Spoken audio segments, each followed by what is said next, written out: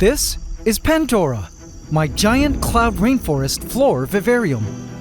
Attached to Orchadia, my giant tree canopy vivarium. Together they house a multitude of the most insane tropical creatures, plants, and fungi. A biological project of mine to research the dynamics of ecosystems and follow what life is like for creatures in the wild. And my is it wild. With it being an ecosystem, the creatures within are being born, procreating, and dying in a constant circle of life. For the most part, I know what animals are living and breeding inside our rainforest. But every now and then, I'll discover something new and surprising that had been living inside our grand rainforest world, completely under my radar, that will blow my mind. I was shocked one day to spot a tiny head popping out from within a wooden crack. Wait a sec. What is that? As soon as I realized what it was, my jaw hit the floor. This baby creature was special, but spotting it in our rainforest brought just one big problem. Welcome to the Season 3 premiere of my Ecosystem Vivarium Series, where Mother Nature loves throwing in her sunny surprises. Here on the AntsCanada Ant Channel. Please subscribe to my channel and hit the bell icon.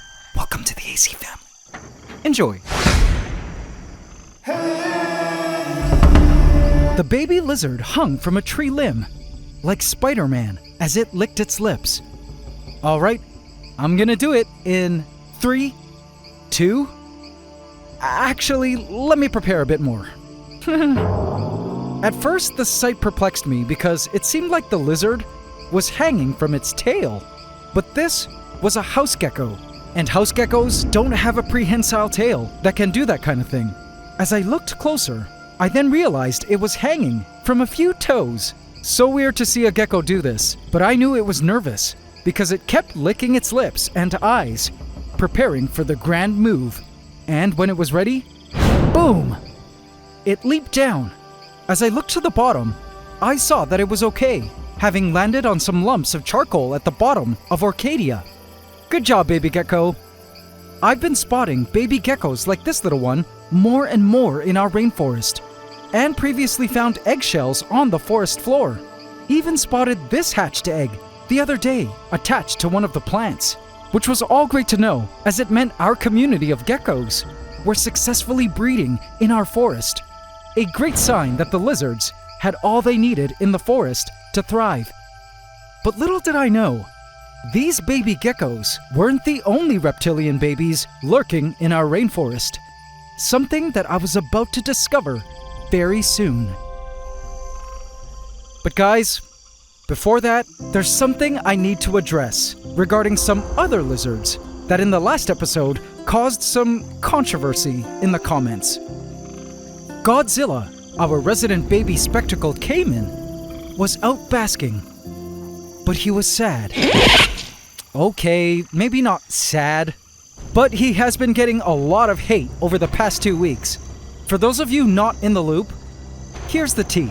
In the last episode, I released 3 sunskink lizards named Drake, Daenerys, and Smaug, who used to live in Pantdora, back into the wild. I addressed my full reasons for their release in the comments of the last video and in a community tab post. But I had a few things to say that I think may have been missed, or that others may not have known if they haven't been following the series since the beginning. To make a long story short, as sad as it was to release our 3 sunskinks back into the wild, where I caught them, the sunskinks are, and always were, wild animals that were borrowed from nature for the purposes of my project. And the initial plan when I first started out was to cycle through different higher tier predators. Not mid-predators like the geckos, huntsmen, and tree frogs, but mainly voracious lizards, mammals or birds if we ever tried, and even crocodilians like Godzilla, whose time to eventually move out of Pantdora will also come. I think I failed to communicate this properly in the last episode, which was my bad. Cycling through higher tier predators helps keep the ecosystem changing, as any fixed space of rainforest would in the wild. I was devastated to let the sunskinks go.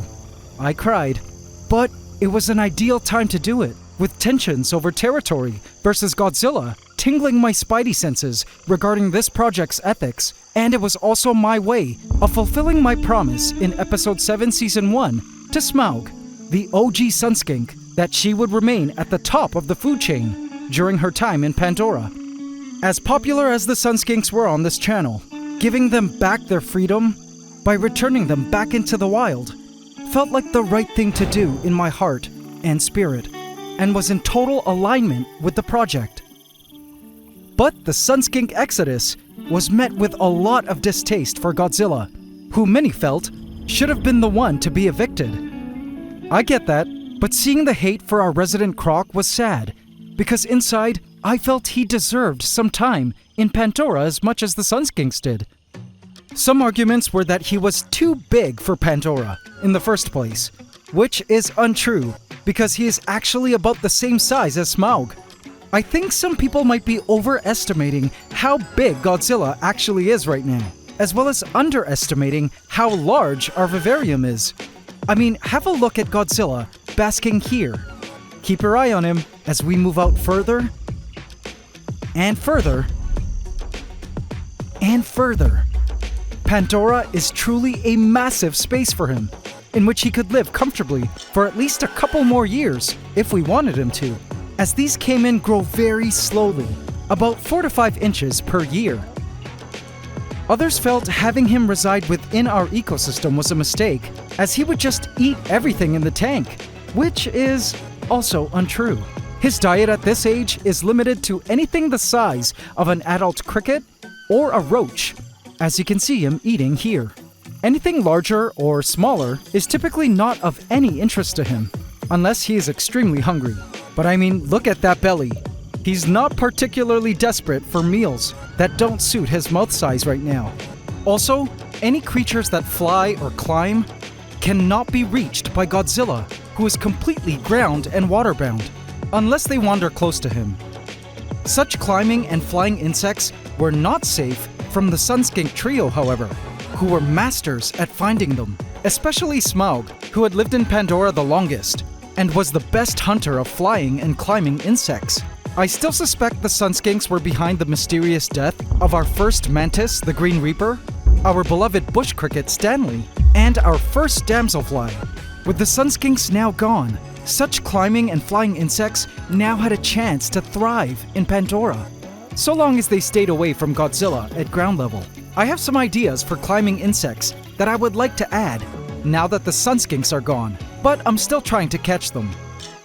As for my thoughts on Godzilla, overall, I get why he isn't the most popular creature in our forest right now, but my hope is that everyone finds it in their heart and mind to give Godzilla a chance while he's here with us, as he is an amazing animal that we have an opportunity to learn about in a very unique setting. Inside, my guess is he could remain in Pantdora at least for another 4 or 5 months. But this estimate, of course, was before I was made aware of a certain piece of information hiding from sight within our rainforest.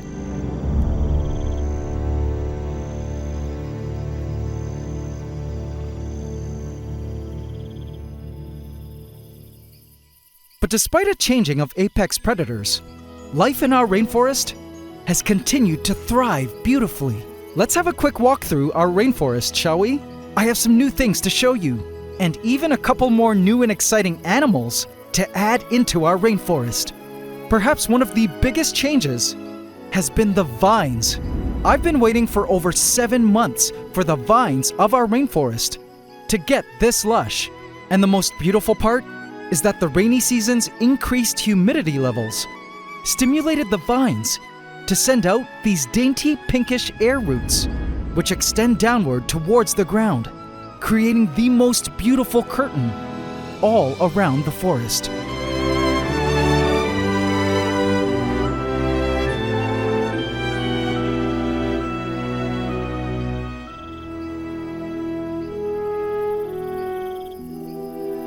Some of the roots had actually reached the ground, which was awesome for the vines, as they could now collect the nutrients needed for more foliage. But as much as I loved the vine roots, I noticed that there were some other creatures that loved them more. I was about to make an interesting discovery.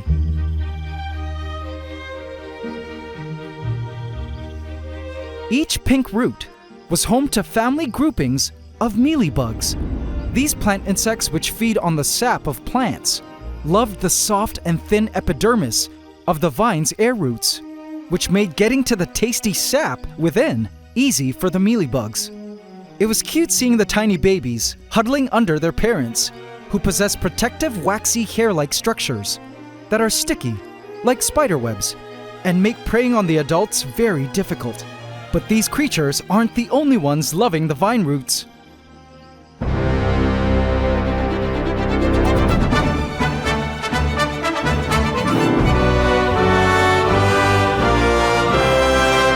The carpenter ants have been loving them too, as each ant worked around the clock, running up and down the vines, collecting food.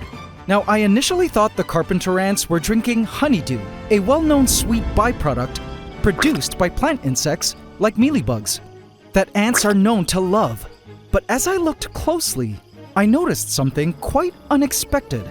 As I watched the ants drinking droplets on the roots, I realized that droplets were forming, even where there were no mealybugs. Wait a minute. As I watched a bit more, I then began to realize that the ants weren't actually drinking mealybug honeydew. Surprisingly, they were drinking droplets of sap, oozing out of tiny openings in the vine roots. How interesting. This is the first time I had ever seen or heard of ants drinking sap directly from a plant. Now, I began to wonder if these openings, from which sap was oozing, were created by the mealybugs, kind of like bleeding open bite wounds, or if they actually were openings to lure insects like ants to their roots, to perhaps help protect the roots from being eaten by herbivorous animals, kind of like the vine's way of summoning its own army of guardian ants to its leaves, stems, and air roots, because most creatures hate or fear ants and won't come near them. I always see carpenter ants scouring the vines, so if luring ants in via sap droplets was the aim, the tactic was clearly working. What do you guys think is happening here? But speaking of herbivorous animals, I caught 2 new additions that I wanted to add to our rainforest that I think you guys will truly love. Let's release them up in Orchadia. The first was this pretty lady.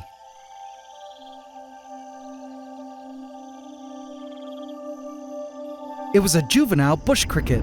We used to have a brown bush cricket male named Stanley, who was such an avid herbivore that he made sure every night to eat any and all growth sprouting from the vines. After his death several months back, the vines finally had a chance to thrive into the dense foliage it is now. This green bush cricket was missing her hind jumping legs when I caught her. Poor girl.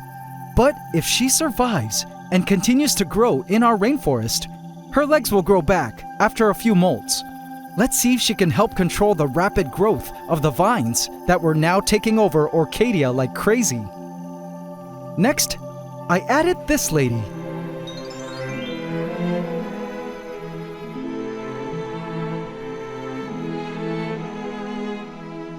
She's some kind of grasshopper, or katydid. Anyone know her species? She looked so heavenly as she stepped forward with such grace and the demeanor of a beautiful green princess.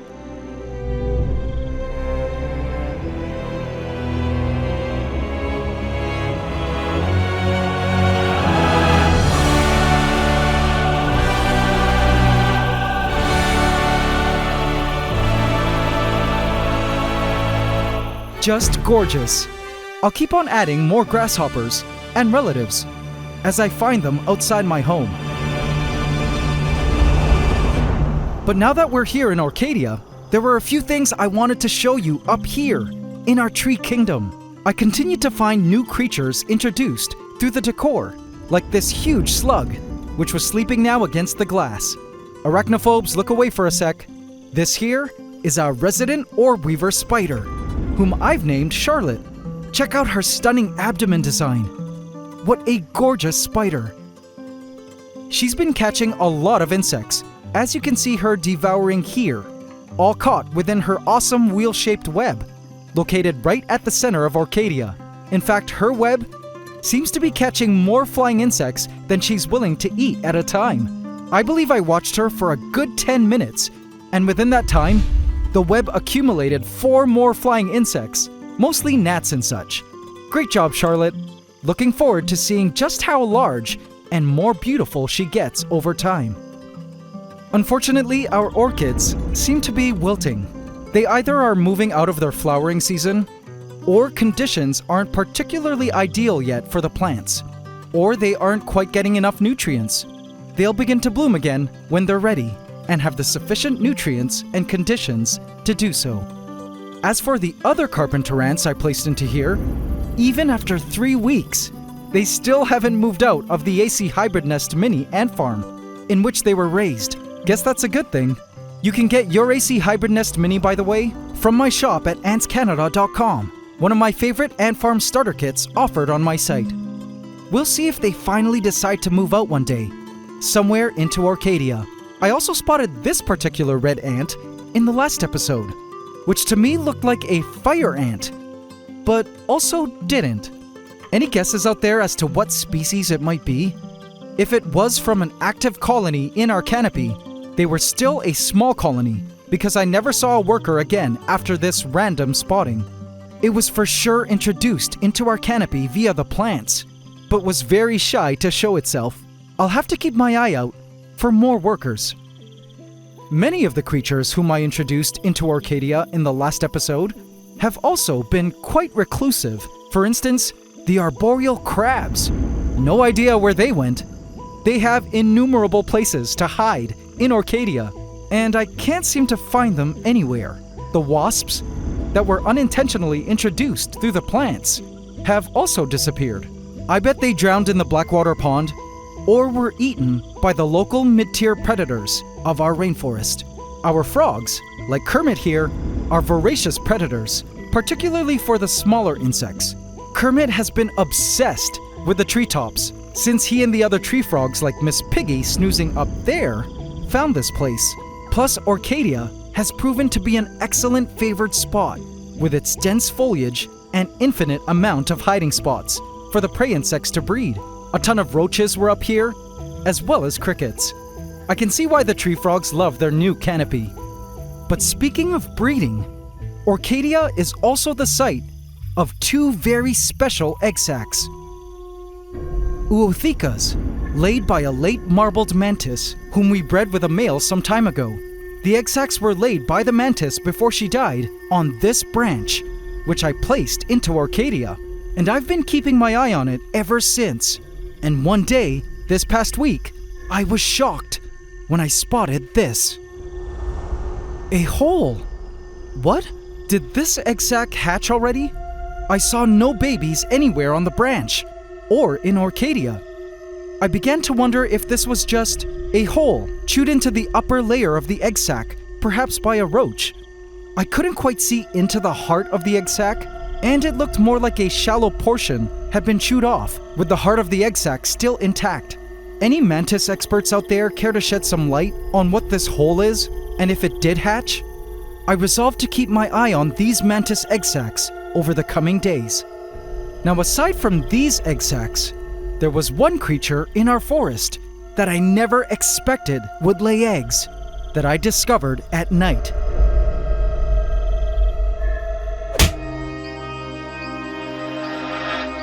Night fell in Pantdora, and the Orchadian mist came billowing down from above like a waterfall of fog, filling the lands with humidity.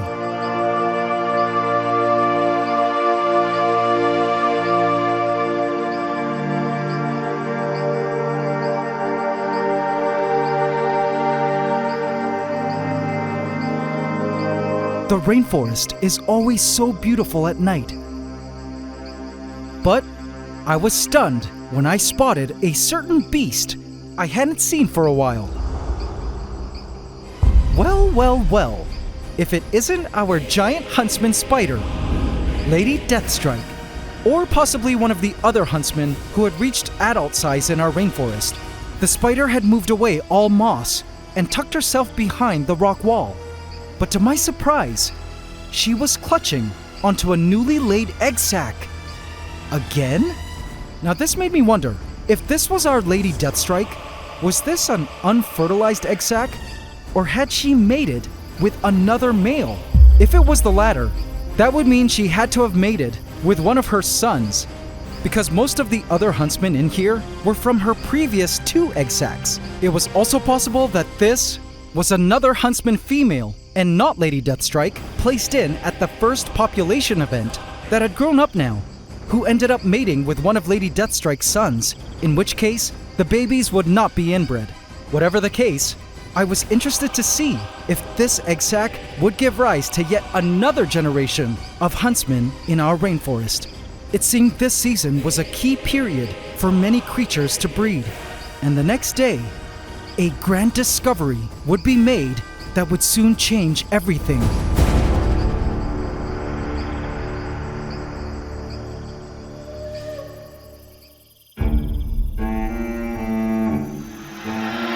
A male cricket was serenading 2 listening females, part of the ancient cricket courting ritual. The idea is that if the females liked the male song, the females would be wooed and permit the male to copulate with her, as is seen here.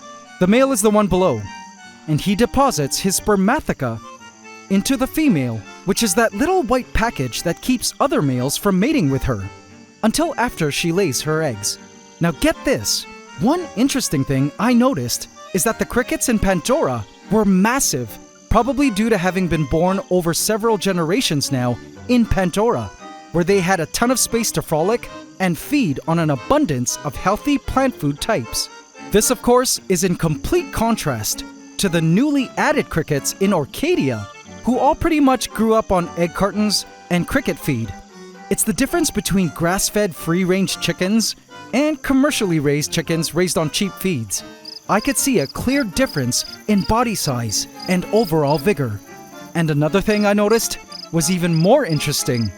It seemed the success rate of the male crickets in Pantdora was greater than that of the new bloodline of crickets in Orchadia, meaning males in Pantdora were much more likely to score with the females than the new males of Orchadia.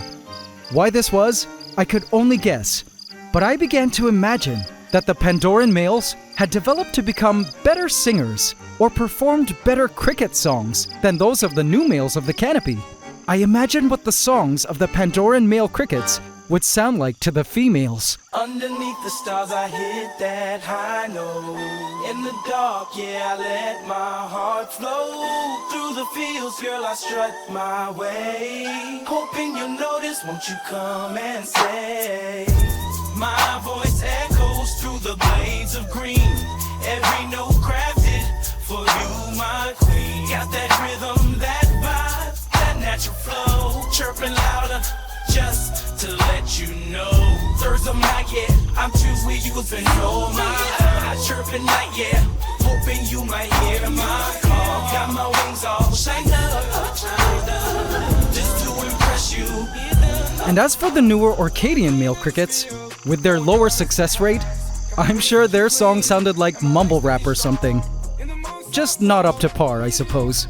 But nothing could have prepared me for the ultimate discovery I was about to make. So I've been spotting these very random holes that to me looked like burrows. It was strange because I didn't know of any creature currently that made such large burrows. Could it have been the small tarantula I placed months ago which disappeared ever since? That was my only guess, until one day I spotted a peculiar head sticking out from the driftwood. Whoa! What is that? At first I thought it was a baby snake of some sort, but as I looked closer, I noticed the creature had ears. This was no snake. It was a lizard, and I could see its tail and limbs. It was then that it occurred to me that this creature was ultra special Guys, this was a sunskink baby. It had to have been born from Daenerys or Smaug.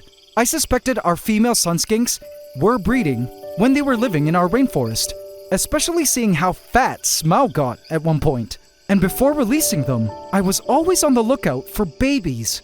Sunskinks, unlike most lizards, give live birth, meaning no eggs like geckos. The baby sunskinks are born directly from their mothers, fully formed, and ready to live all by themselves, out in the world. I don't know how long this baby had been living in Pantdora, nor how many babies like it were frolicking in our forest, but seeing it now in the wood was just crazy. It was so tiny. In fact, look, it was the size of a cricket. Oh no. That was when I realized that we had a problem. Or maybe it wasn't a problem, if it could be an opportunity to learn. I think you guys know what I'm about to ask you all next. What should we do? Should we try to remove this sunskink baby and any siblings from Pantdora to be raised somewhere else safe or released into the wild, just like we did its parents?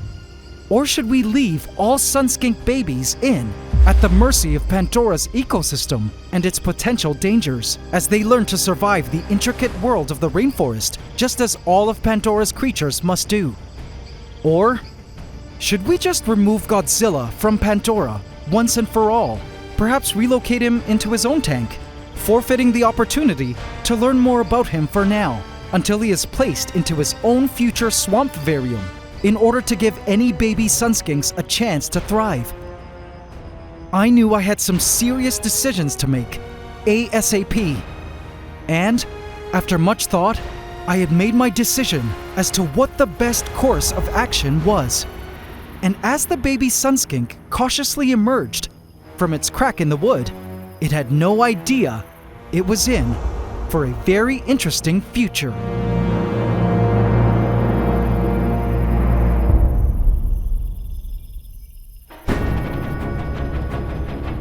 Vote in my community tab to affect this story.